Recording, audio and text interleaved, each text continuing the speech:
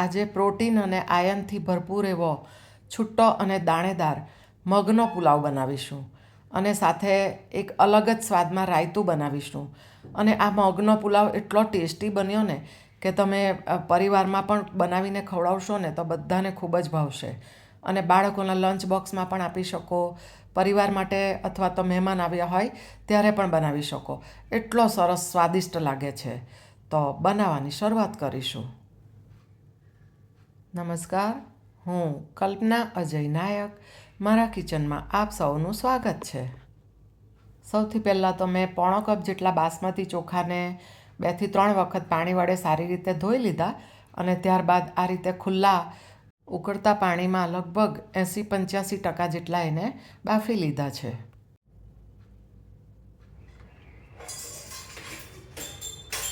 આપણા rice cook થઈ ગયા છે.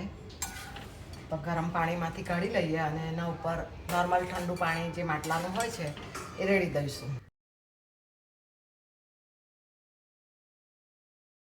હવે આ અડધો કપ જેટલા કઠોળના લીલા મગને મેં 5 કલાક પહેલાં પલાળી રાખ્યા હતા. તો સરસ ફૂલી ગયા છે. તો હવે એને આપણે કુકરમાં લઈશું અને થોડું પાણી ઉમેરીશું અને બાફી લઈશું.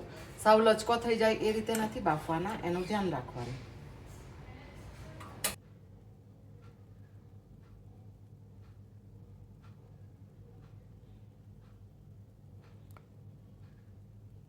અડધો કપ મગની સામે અડધો કપ પાણી ઉમેરીશું અને ચપટી હળદર અને થોડું મીઠું ઉમેરીને મિક્સ કર્યા બાદ કૂકરનું ઢાંકણ બંધ કરીને મીડિયમ ફ્લેમ પર ફક્ત 1 સીટી જેટલું કૂક કરી લઈશું.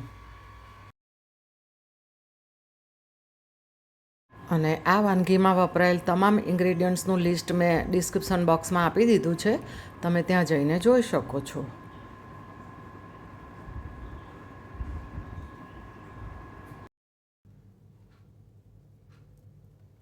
હવે મગની સીટી થાય ત્યાં સુધીમાં આપણે બીજી બાજુ એક મિક્સર જાર લઈશું. એની અંદર અડધો કપ જેટલી આ પાલક છે કે જેને મેં સારી રીતે ધોઈને નિતારી લીધી છે અને કુમળી ડંડી પણ સાથે રાખી છે. તો એ લઈશું.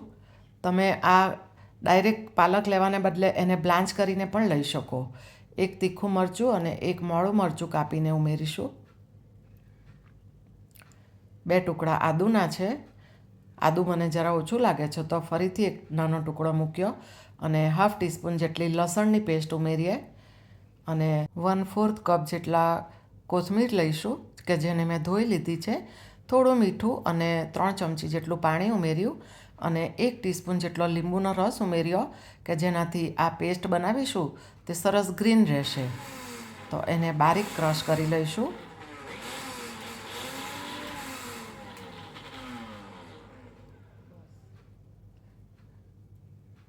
જુઓ, આ રીતે ક્રશ કરી છે.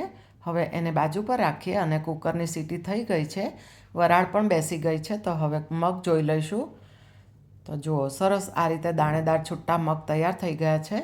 તો હવે ગેસ પર એક જાડા તળિયાવાળી કઢાઈ લીધી છે.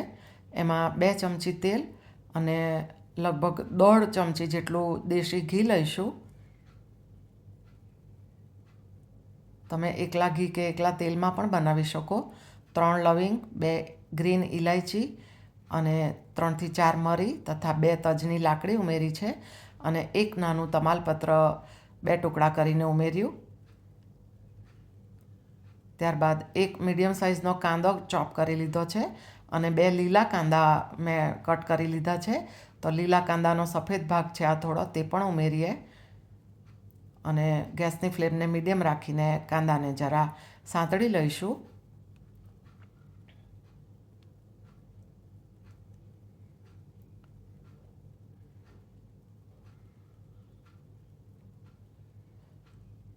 જુઓ, કાંદાનો કલર સરસ બદલાઈ ગયો છે એટલે કે કૂક થયા છે. તો 1 નાનું ગાજરને બારીક કટ કર્યું છે અને 1 કેપ્સિકમને બારીક કટ કરી લીધું છે, એ ઉમેરીશું.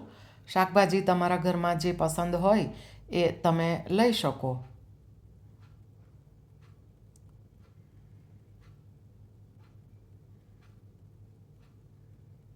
હવે 8 થી 10 કાજુને ઉમેરીશું અને એને પણ સાથે સાંતળી લઈએ.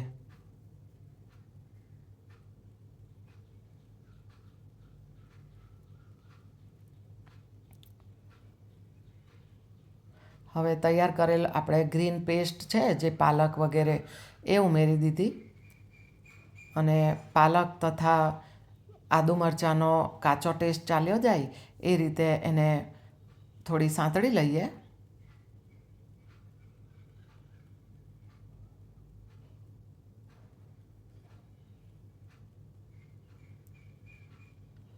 હાફ ટીસ્પૂન હળદર ઉમેરીએ અને આ 1 ટીસ્પૂન પાઉંભાજી મસાલો છે કે જેની રેસિપીનો વિડીયો મેં આ ચેનલ પર પોસ્ટ કરેલો છે અને હાફ ટીસ્પૂન પુલાવ અને બિરયાનીનો મસાલો કે જે રેડીમેડ છે એ ઉમેર્યો.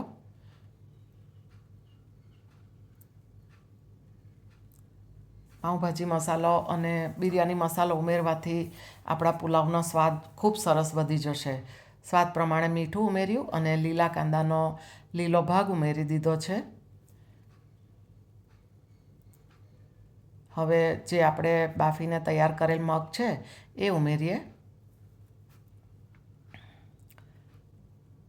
પુલાવમાં મીઠું સાચવીને ઉમેરવાનું, કારણ કે આપણે પેસ્ટ બનાવી એમાં પણ થોડું મીઠું ઉમેર્યું હતું અને મગ બાફ્યા એમાં પણ થોડું ઉમેર્યું છે. તો હવે બધું સરસ મિક્સ થઈ ગયું. તો હવે આપણે જે રાઈસને બનાવી દીધા હતા બાફીને એ ઉમેર્યા અને હલકા હાથે સારી રીતે મિક્સ કરીશું.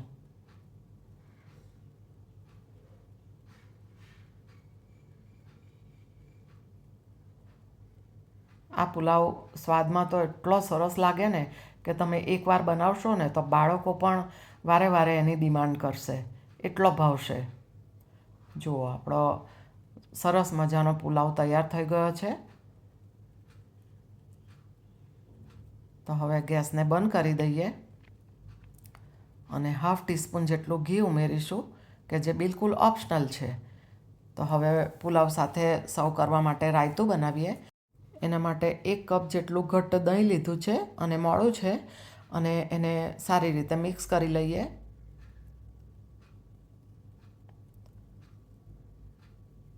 થોડું દહીં મને ઓછું લાગે છે તો ફરીથી થોડું એડ કર્યું છે. તમારા ઘરમાં જે રીતે જરૂરિયાત હોય એ પ્રમાણે તમારે દહીં લેવાનું.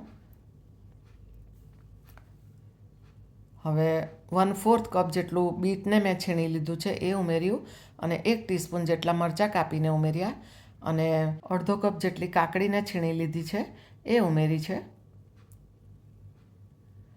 સ્વાદ પ્રમાણે મીઠું ઉમેરીશું અને આ શેકેલા જીરાનો પાવડર છે તે 1/4 ટીસ્પૂન જેટલો ઉમેરીએ અને સારી રીતે મિક્સ કરીશું. જુઓ, સરસ કલર આવવા માંડ્યો બીટને કારણે અને રાયતાના સ્વાદમાં 4 ચાંદ લાગી જાય ને એવો એક વઘાર ઉમેરીએ. તો 2 ચમચી ઘીને મેં ગરમ કર્યું છે, એમાં 4 થી 5 લસણની કળીને બારીક કટ કરી લીધી છે. તો એને થોડી ક્રંચ આવે એ રીતે તૈયાર કરીએ અને 1/4 ટીસ્પૂન જેટલું જીરું ઉમેરીશું અને 1/4 ટીસ્પૂન હિંગ ઉમેરી છે અને આ વઘાર આપણે રાયતું પર કરીશું કે જેનાથી રાયતું એટલું સ્વાદિષ્ટ બનશે ને, લસણના જમજમાટવાળું, કે ના પૂછો વાત.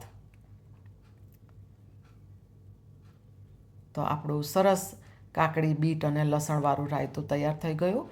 ઉપરથી થોડા ચીલી ફ્લેક્સને મેં સ્પ્રિંકલ કર્યા છે.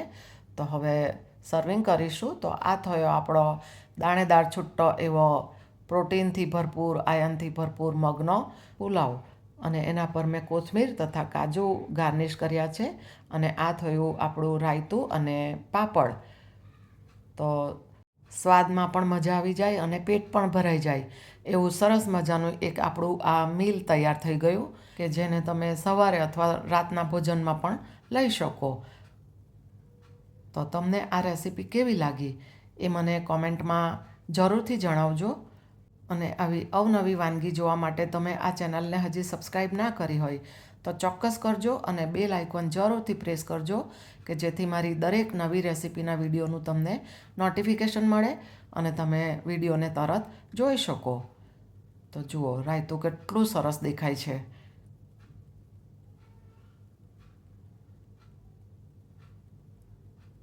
તમારું ધ્યાન રાખજો અને આવજો.